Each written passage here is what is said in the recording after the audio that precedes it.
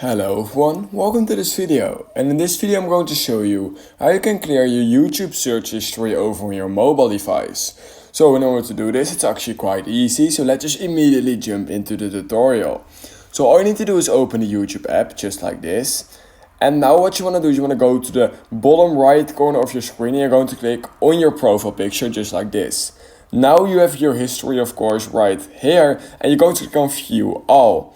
Now what you can do is you can go to the top right corner of your screen and click on those three dots, and then right here you can click on Clear All Watch History, and once you click on Clear Watch History, all your watch history from that single device will be removed, and this will also remove watch history from other devices if it's the same account. So yeah guys, that's how you can delete your search history on YouTube mobile.